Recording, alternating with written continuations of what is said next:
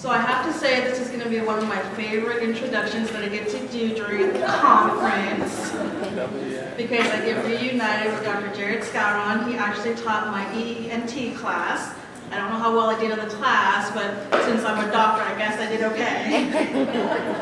Right, so with greatest pleasure to introduce Dr. Jared Scouron, the Amazon best-selling author of 100 Natural Remedies for Your Child, co-founder of the Pediatric Association of Naturopathic Physicians, specializing for over a decade on children with autism, ADHD, and anxiety. He recently founded Spectrum Awakening Supplements, which is now associated with Jenny McCarthy's Generation Rescue, Autism Alliance, and TACA, talking about curing autism. He lectures internationally, appears frequently in his local NBC station. So we have a celebrity among us. He is a graduate of NCNM and past faculty of the University of Bridgeport. I give you Dr. Jared Scouron, the man, the myth, the legend. Thanks, everybody. When I was just a couple years in practice, an older lady came into my office, and she was sick, and she'd been getting sicker and sicker and sicker.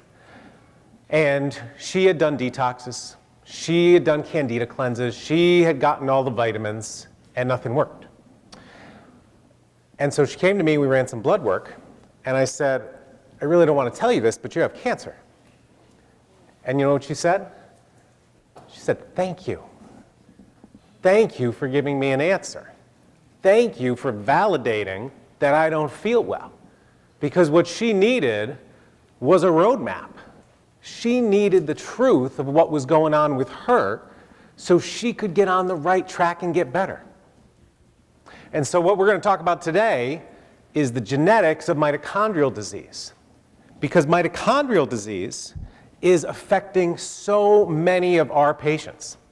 The patients who go to specialist after specialist after specialist and are on 1,000 meds that are trying to chase down symptoms, but they're not getting better. Mitochondrial disease affects so many parts of the body. And the realm of severity is anything from the mild to the debilitating and severe. And so it presents so differently in so many people, and I want to give you guys the roadmap to look at your current patients. Maybe you have patients that you're struggling with. Maybe there's patients that haven't gotten better with any of your therapies or any of the other doctors that they've gone and seen. These are the ones that might have mitochondrial conditions. Now, the stats here from the Mitochondrial Network and Association say 1 in 4,000 have mitochondrial disease. That's the severe stuff. There are so many people walking around today that just have mild mitochondrial dysfunction. Okay? So let's look at the different symptoms that should be red flags for you to look at your patients and say, maybe they have mitochondrial disease. It starts with, and again, think about this. Mitochondria is in practically every cell of the body. So it can potentially affect anything at all. So we'll just run down the list. You have poor growth, you have poor coordination, you have hypotonia in kids, there's neurological problems, whether that be emotional and psychiatric problems like depression and anxiety, seizures, autism, sensory problems of your vision and your hearing, kids with developmental delays, learning disabilities, and later in life, heart disease, liver disease, kidney disease. The GI shuts down, so you get these people with such chronic constipation. I can't count how many of our kids in our office are on Miralax. IBS, their GI just doesn't move. Diabetes, poor immune system, thyroid issue, endocrine issues, autonomic dysfunction. These people who can't sleep because their sympathetic and parasympathetic are all messed up.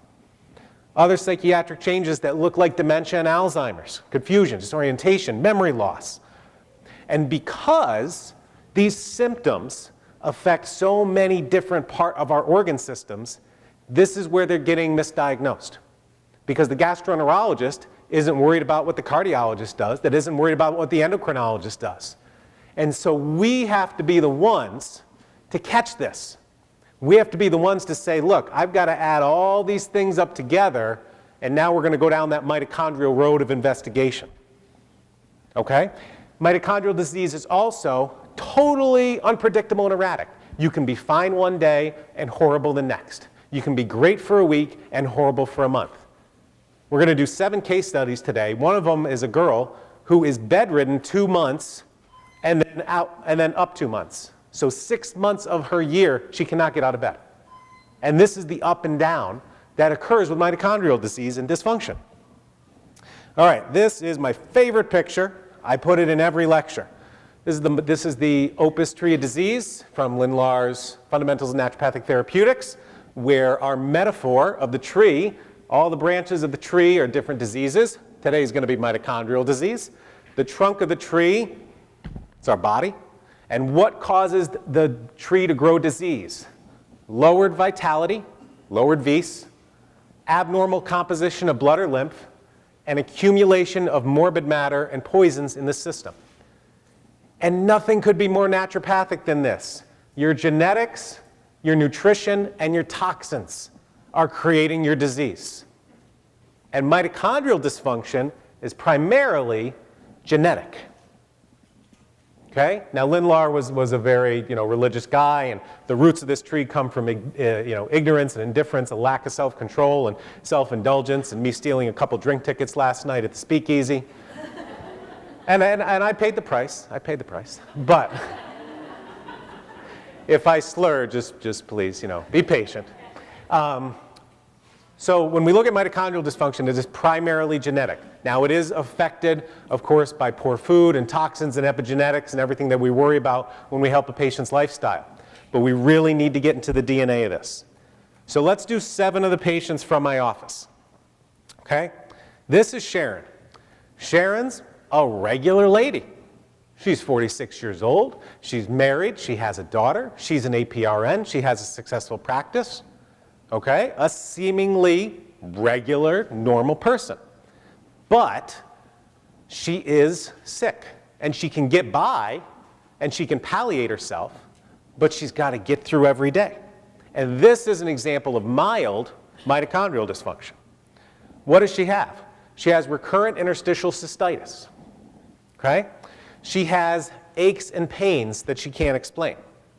She has chronic anxiety. She has POTS, postural orthostatic tachycardic syndrome. Okay? She stands up and she gets super dizzy. We all get a little bit lightheaded when we stand up, but if you stand up and you need a second to hold yourself before you orient, that's POTS. Okay? And obviously you can take blood pressure sitting and standing. She's tired, and she's really tired because she can't sleep. Okay? She just can't sleep 8 hours. She is constantly up no matter what she does, no matter what she takes. She wakes 1,000 times. She's a dedicated lady. She counted 1,000. Okay? She has vertigo and dizziness. Vertigo is such a huge common symptom of mitochondrial dysfunction. She has recurrent headaches, migraines. Her migraines are so bad she loses some of her senses. Okay? So those symptoms are the red flags for you to watch for, because she has practically all of them. I'll tell you, the most common ones are going to be the headaches, the vertigo, and the insomnia, and the mood issues. Okay? The cystitis is not as common. The body pain's not as common. The serious POTS isn't as common. And also a lot of what she doesn't have that a lot of mitochondrial people have is nausea, vomiting. Again, their whole GI system shuts down. So if it's shutting down, things are going to go up instead of down. So they're constipated, and they vomit, and they get nauseous a lot. You may hear of cyclic vomiting syndrome. Okay, that's a mitochondrial disease. So we do genetic testing on the mitochondria. And mitochondrial genes, I mean, there's 2 different types, okay? There's genes of the mitochondria, which are totally different from our regular DNA. And then there's about 1,000 genes in our nuclear DNA that control mitochondrial function. So we've got the mitochondrial genes themselves, which you need to test, and then the nuclear DNA, about, what is that, 1 out of 25, 5% of the nuclear DNA that affects mitochondria. You have to test both of them. You can do other testing like organic acid testing and carnitine testing, to look at mitochondrial function, but genetics is where it's at. If we really want to identify and treat the cause, you got to get into the genetics. So we ordered some genetic testing on her, which unfortunately wasn't back in time for today. But I normally try to treat presumptively when the red flags are there, like she has. So we gave her CoQ10, and I gave her ATP. Okay? And ATP has been one of the big things in my office the past few months that really help people. I mean, what does mitochondria do? It creates ATP. It creates molecular energy. And if your cells and organs don't have molecular energy to function, they're not going to function. Okay? So she was already taking, she was more of a naturally minded APRN, so she's taking B vitamins and carnitine and such. But these two things, adding those in just 3 to 4 weeks, she had improvements across the board. Okay? Her cystitis, the pain, the anxiety, the dizziness, the tiredness, she was sleeping, the vertigo, the headaches, 80% resolved. So these are the things you need to watch for. Okay? And again, you can always presumptively treat with mitochondrial treatments, B vitamins, carnitine, CoQ, ATP. But we want to get down to the core of it because there are so many different genetics that can affect the mitochondria, you might find a treatment that you wouldn't have even expected. Okay. Well, yes, I will. So, Jeanette. So, Jeanette's a 9-year-old girl who basically is Dr. Jekyll and Mrs. Hyde. Literally. Okay? She has diagnoses of all these things because they can't figure her out. Autism, anxiety, PTSD, ODD, sensory processing disorder, mood disorder. Okay? She's been on a bunch of psych meds because when she snaps, she will trash her house like a mob hit. Okay? Mom's showing me pictures like the whole house, like bookcases are thrown down. She's like, she's got her mom on her shoulders. She just can't control her behavior. Okay? She has gotten to the point where she will say, Mom, it's coming, take me to the hospital. And this 9-year-old will admit herself into the Yale Psych Ward. Our office is about 20 minutes from Yale. Okay? So she comes to my office, and I do a lot with amino acids and obviously the whole methylation SNP stuff that we all do now, and nothing. No change. She's a sweet little girl in the office, and then she snaps. So, we go to her genetics. She has 2 gene mutations in a mitochondrial gene called ProDH. Okay? She has a heterozygous mutation from dad, and she has another mutation which is homozygous, which for some reason the lab couldn't quantify if both mom and dad passed it down or if something was de novo. Either way. This mutation causes a hyperprolinemia that causes autistic behaviors, the hypotonia, seizures, intellectual disability, global developmental delay, and a susceptibility to schizophrenia. Now, obviously, I'm not going to diagnose a 9-year-old with schizophrenia, but what does this gene do? And that's really the question that I have with any genetics I test. If I have a gene that's not functioning, what does it do? Can I replace that function? So ProDH stands for proline dehydrogenase. It's the enzyme that metabolizes proline. Because when you have too much proline in your blood and you can't get rid of it, you're susceptible to schizophrenic attacks. So whenever she eats too much proline, she goes wackadoodle. Now, let me think. If I were in a hospital and I was eating food in a hospital, what food would that be? Jell-O. Here's a list of the top 10 foods that have proline in them. Jell-O, Jell-O, Jell-O. Pork skins, pork skins, pork skins. Who knew? So you can see the obvious proline levels in the Jell-O. You're looking like 9 to 13 grams versus regular protein like cheese and even animal proteins have 4 grams or less. So anytime she had Jell-O or too much protein, she would get angry and she couldn't control it. So I called her doc at the Children's Hospital and faxed over these results. I'm like, look, this is it. Okay, this is all dietary. We've just got to stop feeding her proline. Okay? We didn't know any treatments that would help the proline metabolize, so we had to avoid it. And the doc's like, I don't know. I don't know what to do with this. And it's like, it's easy. Just watch the diet. She was totally confused. Now, what we wanted to do but couldn't was get a blood amino while she was in that state. Because when she was good, we could do her blood aminos and they'd be normal. But what we needed to look for was that elevated proline level when she was in one of her fits. We still haven't gotten it, but one of these days. And again, for her, and again, nothing's more individualized than genetic testing. For her, we need to control her diet and reduce her protein intake and give her specific proteins that have low proline, okay? And eventually, one day, she's going to slip, and it's going to happen again, okay? Oh, just wait. So I do a lot of autism in my office, so we've got 4 of the 7 cases are autism. These are fraternal twins, Jacob and Tyler. They are both diagnosed with autism. One's diagnosed with cerebral palsy. And usually, the treatments that we do have quite a good effect with these kids, okay? Some of our kids recover. A lot of our kids gain language and sensory function and social function, and they really do well when we treat the right thing. In fact, one of my favorite teachers from NCNM was Dixon Tom, who I think is in Scottsdale now. And one thing I always remember him saying is that we're not treating disease, we're treating physiology. And if you treat the right physiology, you're going to get better. And if you treat the wrong thing, you're not going to get better. So if you're treating the right thing, then the right things happens. So all the stuff that works for most of our autism kids didn't work for them. Okay, so do they really have autism?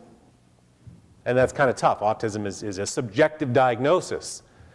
Okay, hey, you didn't develop, but you cannot develop for 1,000 reasons, especially when we look at these genetic kids. We'll get more into the causes of autism in a bit. So we did their testing, and both fraternal twins, non-identical, had the same de novo mutation. So they did not inherit a genetic mutation from their parents, it just spontaneously occurred. What are the odds that 2 totally separate people have the same de novo mutation? It's almost impossible, okay? So these are their 2 results. It's a mutation in a zinc protein receptor, and it causes intellectual disability, okay? Hypotonia, developmental delay, intellectual disability, behavior abnormalities, okay? This is known as a mosaicism. The mosaicism is where mom or dad's sex organ, we don't know which yet because we didn't test the parents, either mom's ovaries or dad's sperm have this mutation, but the rest of their body doesn't. Okay? It's like a CSI case. All right? If something happened bad and they tested the father and be like, well, your saliva doesn't match your sperm. It's different DNA. So in some people, in rare cases, your ovaries, your sperm can have a genetic mutation, and then that passes down to the kids. And in this case, in the 2 fraternal twins. Okay? So unfortunately for these guys, there's no treatment for this gene yet, but things are being, we're learning things every day in genetics. Okay? And so with a lot of our gene mutations, we have treatments, but some of them we say, well, we don't have treatments today, but let's wait 5 years. Maybe we'll find something.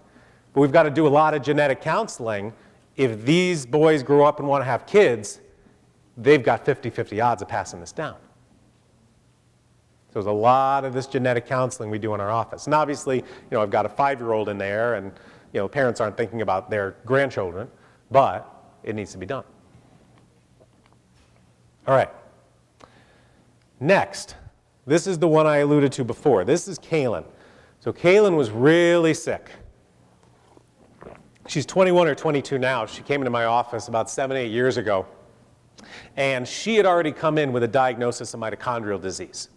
She was so sick that she was in her bed 6 months of a year. She could not get up. She could not move. She was physically exhausted and had so much body pain. Okay? And she's a regular kid. I mean, what if this was your daughter? What are you going to do? My daughter can't go to high school. She can't go to her prom.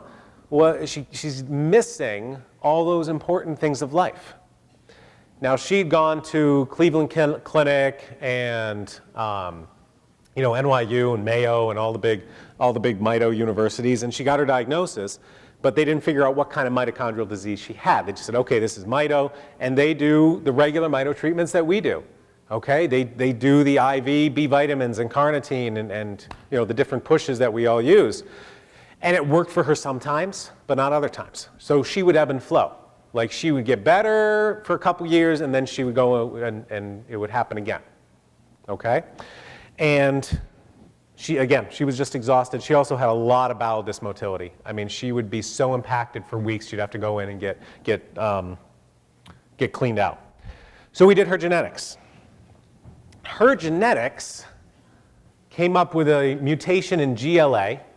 And GLA, which came from her dad, and her dad isn't symptomatic yet, but things present differently in males and females. So you can't assume one is going to be like the other. GLA is a gene with mutation, and hers is X-linked, causes something called Fabry disease.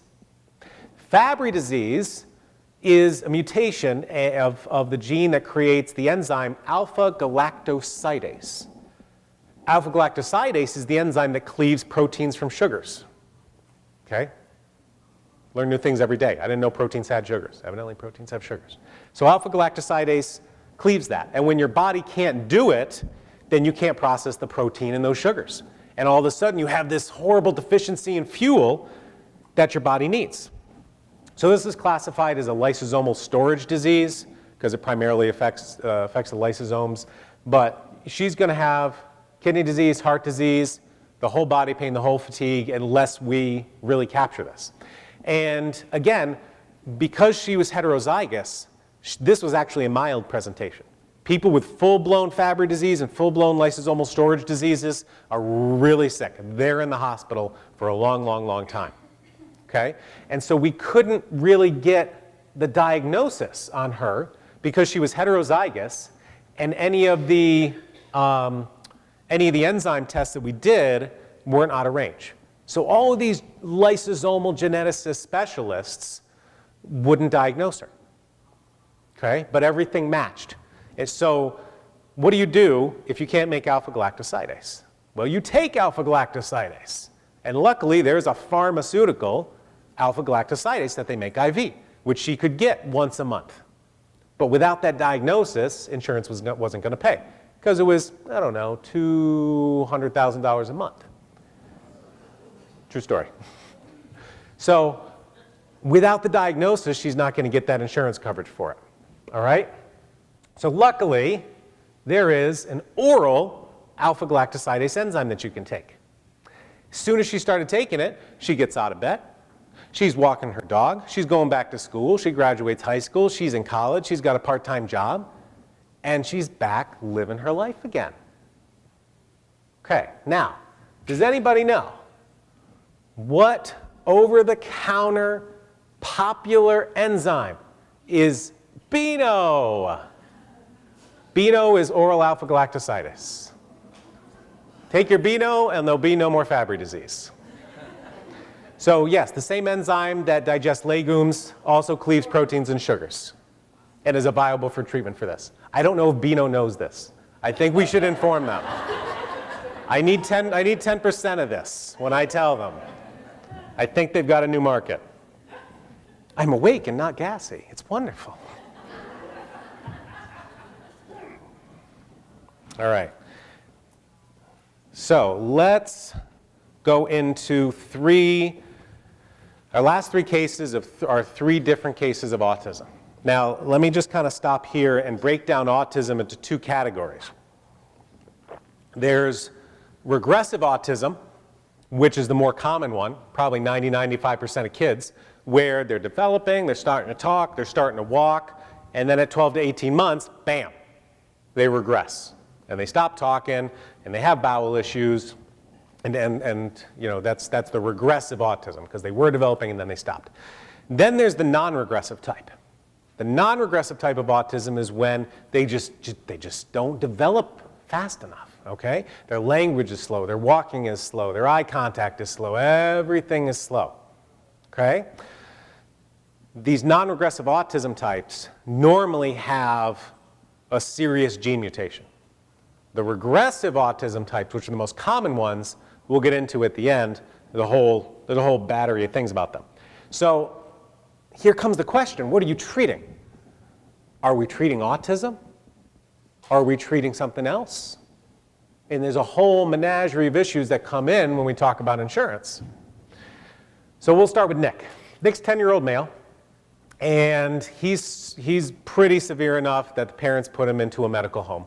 So, Edelbrook is a medical home for autism where we are. And he's aggressive. He harms himself. He tries to harm others. He doesn't sleep. His language is only asking for what he wants.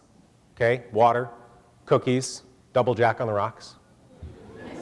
Oh wait, I'm back at the speakeasy. I'm sorry.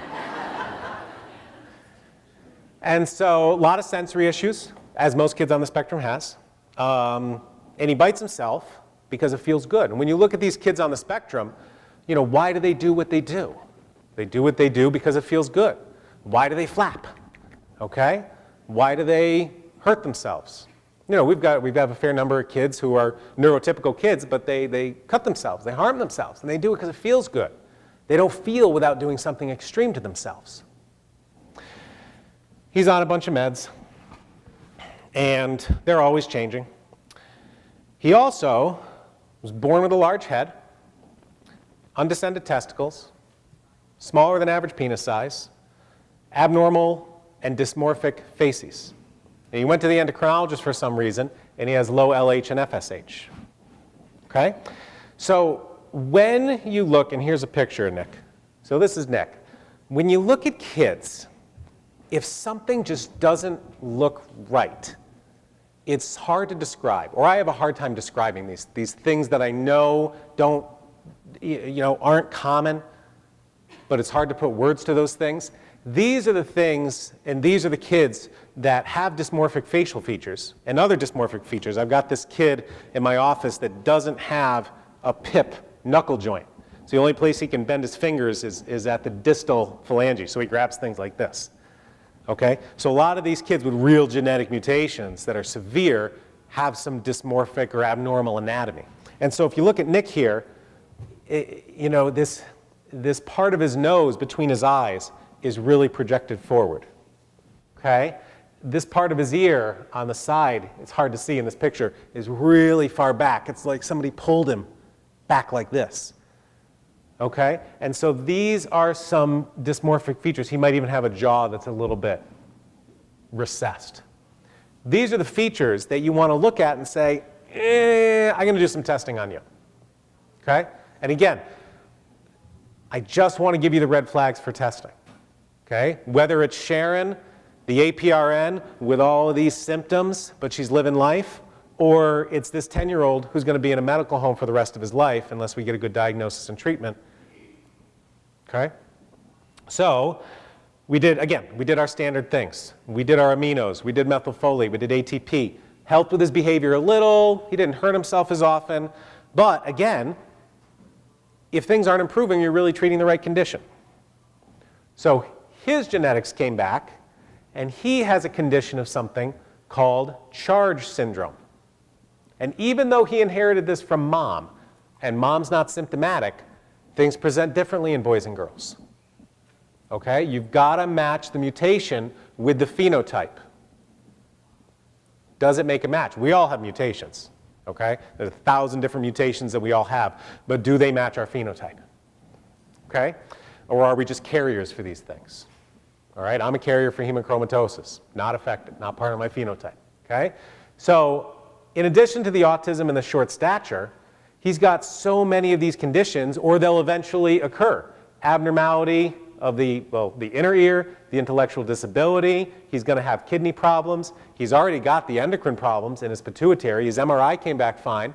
Okay, low LH, FSH, boom, boom, throw him in the MRI. He's fine, no tumors. He's going to get heart disease. He's going to get eye issues. There's the abnormality of the ear. There's the developmental delay and the intellectual disability. Hypogonadism, lack of smell. He can't tell us, but he probably has lack of smell, as well as all the other sensory issues that he has. Okay? So charge syndrome is the acronym for these 5 major symptoms, which are coloboma of the eye, the heart defects, the atresia of the conae, and retardation of growth, development in the ear abnormalities. And again, the deafness, because not just the outer ear that we see, but also the inner ear is affected. So he has Charge syndrome, okay? So now comes to the question, A, can we treat this? And B, what do we do with this diagnosis he already has? Because guess what? In the world of autism, that diagnosis pays for a lot of stuff. That diagnosis is paying for him to be in that home and all the occupational therapy and speech therapy and physical therapy and ABA and whatever else he's getting. So you really don't want to remove that if you're not going to get payment for everything else. Okay? That's the logistics of unfortunately, the insurance world that we have to moderate. So let's do another one just like that. Okay? This is Hayden. Hayden's a 10-year-old female. I've seen her almost since she was a little baby. She also has non-regressive autism, oppositional defiance disorder, seizures. She's nonverbal, hasn't spoken a word in her life, a lot of GI issues. Again, major mitochondrial symptom, shutting down of the GI, massive constipation. Okay? So here's some of the typical, lab work that I do. I'm not sure if you can see this. I'll always run a urine cortisol. Her urine cortisol is frankly low at a 3.3, range goes 3.5 to 87. We'll normally collect urinary cortisol around 9 o'clock, 10 o'clock when it should be the highest, and she's got a 3. Okay? I use 5-HIAA as a serotonin metabolite. I was already giving her 5-HTP, which is why it's sky high. And down here we've got her urinary catecholamines.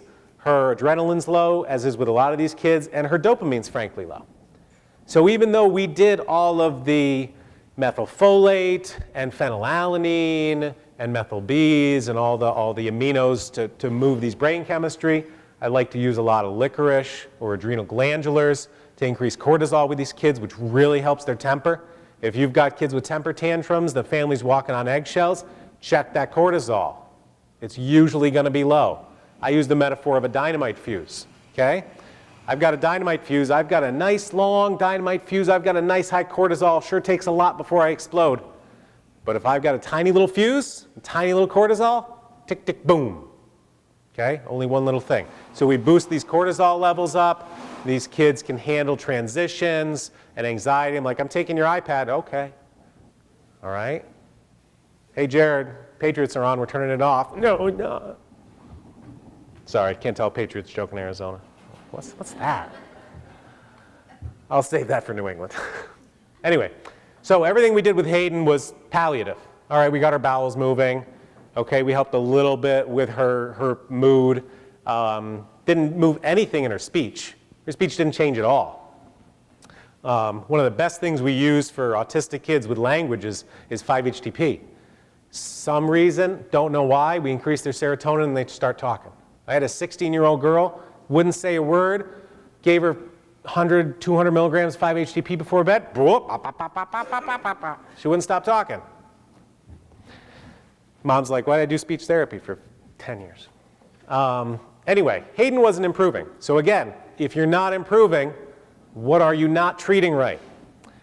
So Hayden has a de novo mutation in something called CAT6A. CAT6A doesn't have a disease name yet. It's just not common enough. There's only a handful of cases across the world. But it's known to have all of these symptoms that look like autism.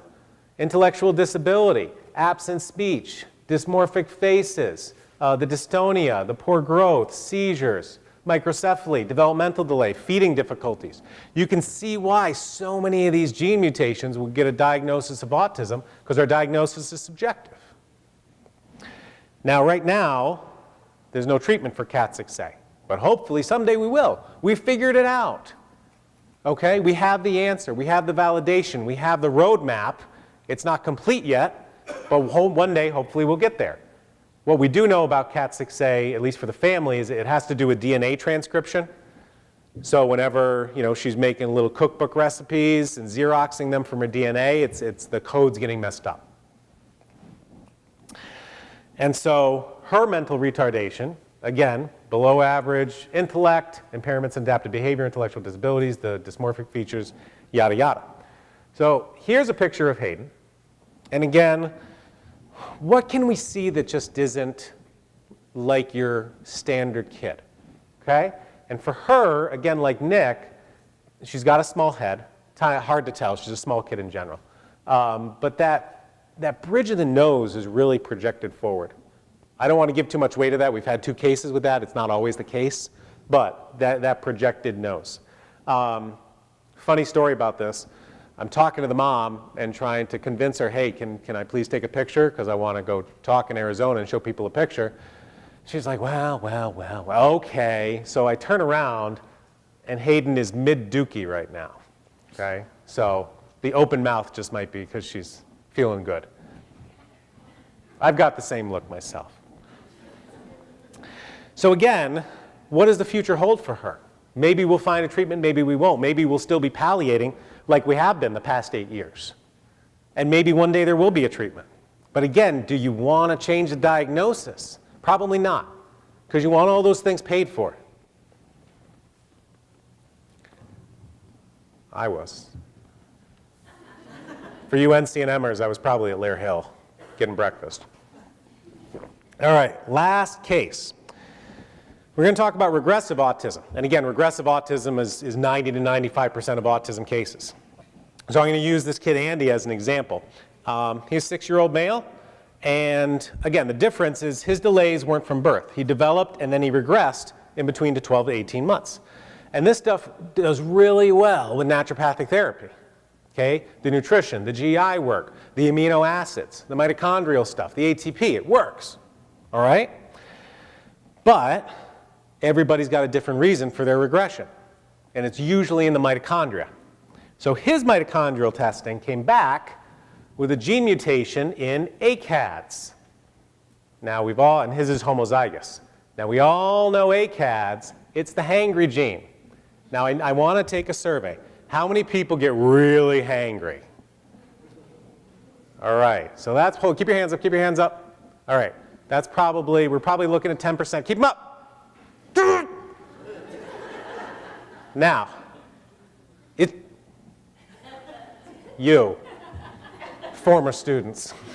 Actually, I have a story about you. Hold on. A good one. For those of you who get real hangry, leave your arms up if you feel you deal with a certain amount of anxiety. All right, that's most of you. Thank you, hands down. The hangry gene goes hand in hand with chronic anxiety. Now let me explain the physiology of the hangry gene. It enables an acyl-CoA dehydrogenase enzyme, which is, let me fast forward, it is the enzyme that converts fats to sugars and energy. So when you have a meal and you feel good, hey, I feel good, and then 2 hours later, the glucose is gone, what's your body do? Your body takes some fat and turns it into ATP. But not if you're hangry, because you've got a problem converting that fat into acetyl-CoA. And so you crash, that sugar crashes, and you can't replace glucose levels from fat conversion. That's why people get hangry. Okay? So the treatment for this, and every parent, when I tell them, they're like, duh, yes, we carry snacks. Look at this, I've got hometown buffet in my trunk. Because we have to keep feeding these kids or they go gangbusters. Okay? Now the other thing that this hangry gene does is it really predisposes people to oxidation. Okay, they're very, very, very sensitive to oxidation. Okay, and this comes into play because they're also, when they're severe, going to be vomiting. They're going to be tired. They're not going to be hungry. They're not going to grow very well. They're going to have hypotonia, developmental delays, microcephaly. And these bad conditions of people who have the ACADS mutations always occurs during an illness, usually a viral one. And what does the body do during an illness? Mounts a fever. Okay? So it's always worse with a fever, and it's always worse when the immune system is up and running. And that increases the neurotoxicity that occurs to the body, because the body is sensitive to oxidative damage. How does the immune system kill viruses? Through oxidation. Okay? And you've got a fever, and that predisposes the cells for quicker death. So here's a research study on the vulnerability of cells under different amounts of temperatures and in response to antioxidants. So what you're seeing here, these different bars, is the number of hours until cell death. Okay? So the one on the left here is the ACADs that we're looking about. These are other enzyme mutations, so you can ignore them, but the point is the same. So this graph shows how many hours until cell death under regular 98.6 degrees, and then down here, the number of hours until cell death when you've got about 102, 103 fever.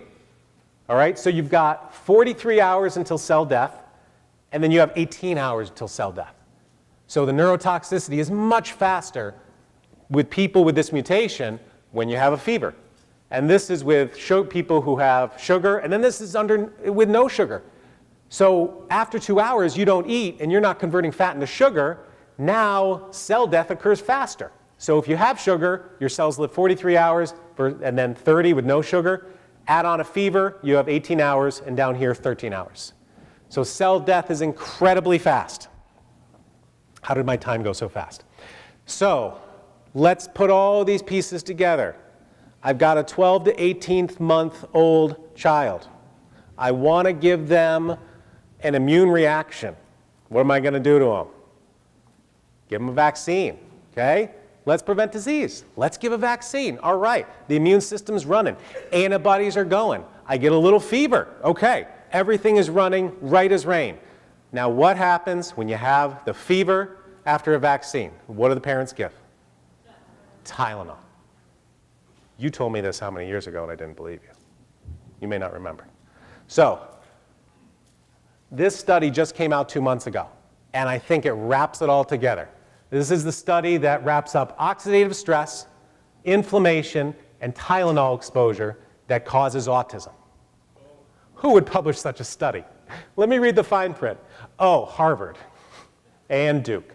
So Department of Pediatrics and Harvard and Duke put this together a couple months ago, and it's fantastic. It ties it all together.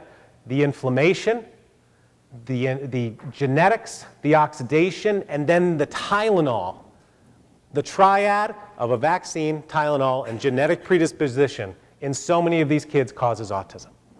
And anybody of my families that I asked that have regressive autism, yep, we had the shot, got the fever, gave Tylenol, bam, it happened. It's not the vaccines alone, it's the Tylenol. Why? Because Tylenol needs to be metabolized. And if you have methylation and sulfuration problems, because you got bad SNPs, you're going to produce a highly toxic metabolite of Tylenol. And bam, Tylenol depletes your glutathione, which is defending your brain from oxidative stress, and it gets fried. In fact, I had a kid who had regressive autism at 18 months. The parents did all the right stuff, and he recovered. And so he's 4 or 5 years old, and he's recovered, and they're like, hey, let's do the vaccines again. So they did vaccines and Tylenol, and he regressed again. So he got autism twice. Okay? If we could just stop Tylenol, I think we could halt this epidemic. Use your belladonna. Use your wet socks. Okay? Use ibuprofen. I don't want to even get into the whole vaccine story when all we could do is make one simple change. All right? And these people who have the ACAD mutation, a lot of antioxidants and a lot of your other stuff, and also feed them. The research for some reason says give them a high-fat diet, which doesn't make sense to me. I give these people a lot of complex carbs so that it takes a long time to digest, and so they have a 3 or 4 hour glucose supply. So complex carbs, complex carbs. All right, so again, mitochondrial disease affects so many parts of the body. Keep these red flags in mind. The headaches, the tiredness, the dizziness, the GI stopping, the constipation, the IBS, okay? And get some genetic testing done because you will find the cause. You can do it. That's not me. Well, it's me.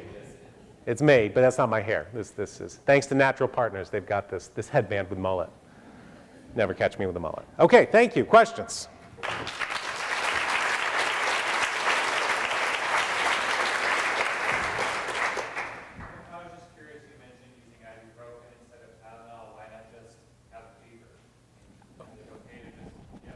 Whoa. Whoa. He just said have a fever. Of course. Of course. But again, these people who have this mutation, which again is in 1 out of 6 people, it's common. You need to supplement them with antioxidants.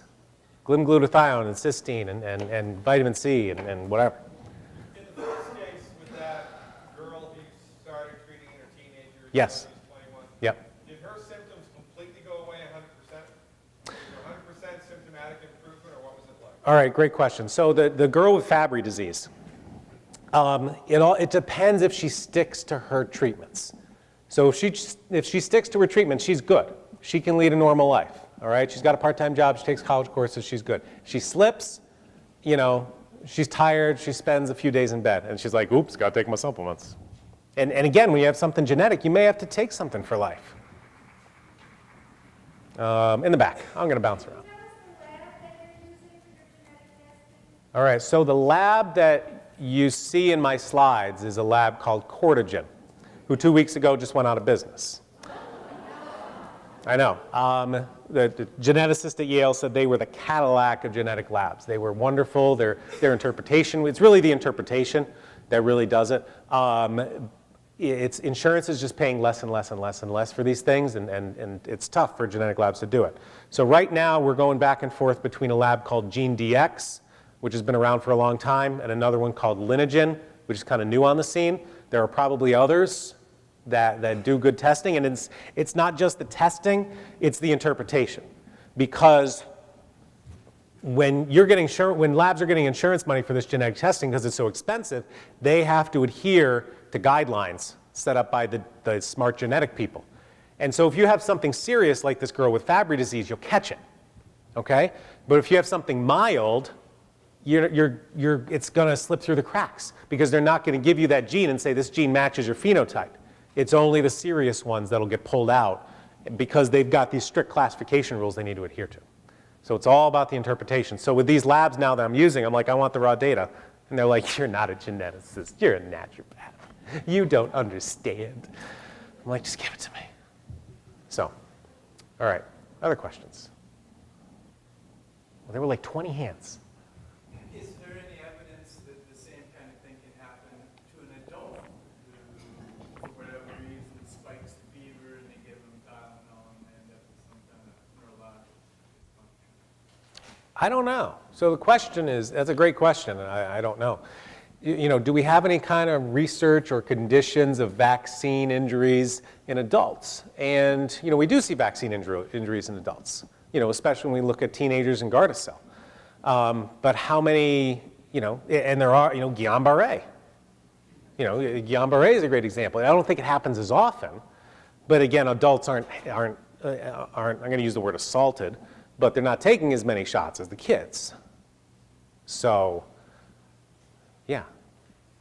So I think there are cases, but there's fewer. Oral ATP? Yes. Did you say? Oral ATP. Yeah. Where can you get that? How do you use it? There are a few companies that do it. We just brought it on board to my little vitamin company because I see it works well. There are other companies. A lot of them will combine it in like workout stuff, like Designs for Health has a cool product called Pre-Train NRG that's got like 400 milligrams ATP combined with some other stuff, but it's more marketed as like a workout thing. So straight ATP, there's only a handful, but they're out there. Oh, sure. Like Douglas has one, Cardiovascular Research has one, we have one. But again, then there's all these mixes. Like Zymogen's got one, but again, it's an energy thing.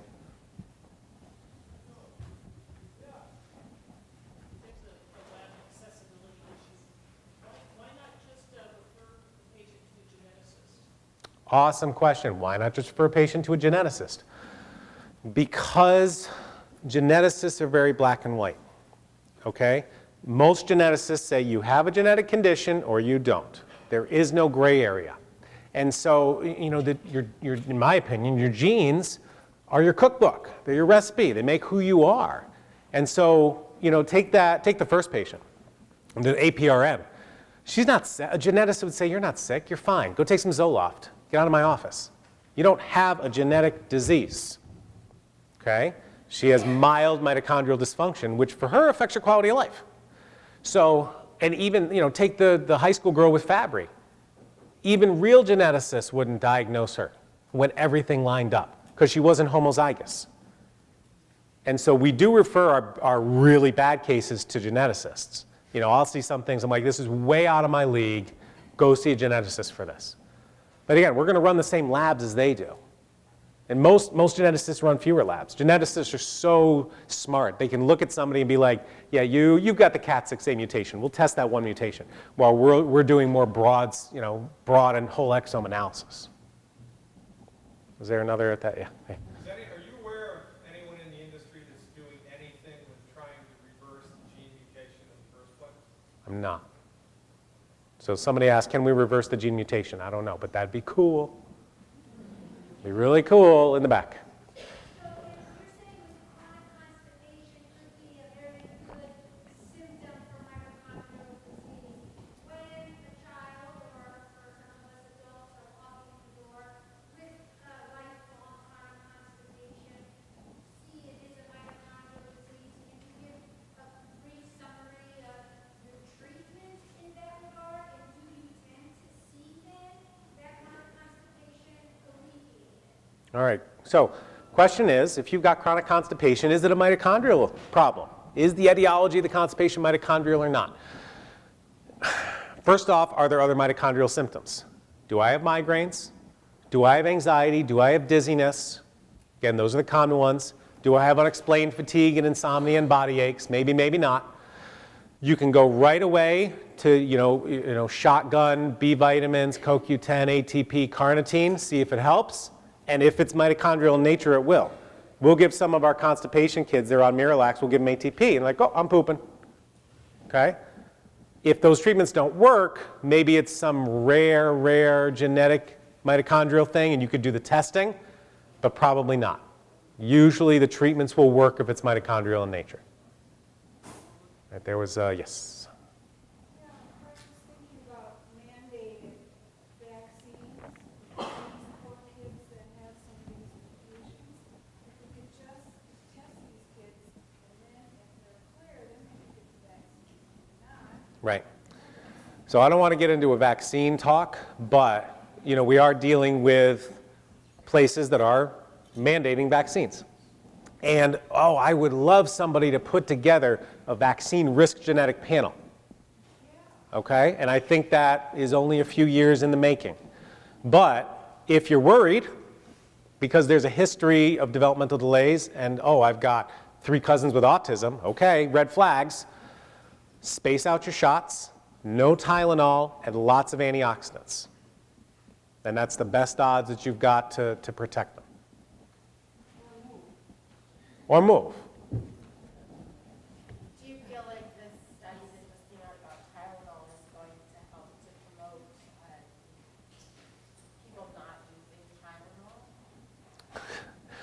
How quick is Or comes along with the vaccinations just for safety? How quick is medicine to respond? We are so slow. How long did it take us to be like, maybe we shouldn't smoke cigarettes? Maybe we should put a warning on those. So, her question's an amazing one, which is, can we tell pediatricians to not recommend Tylenol with a vaccine? You can use it at other times. Wouldn't that be nice? And that's where we are. I mean, that's our job.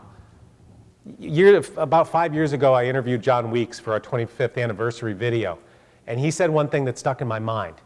We are the homeopathic dose of natural medicine.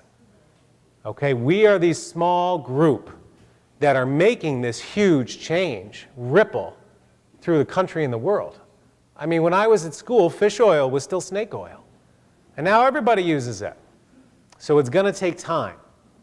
But hopefully, more studies like that, with big names like Harvard or whoever, will start to change people one at a time. And hopefully in a generation, the epidemic will reverse.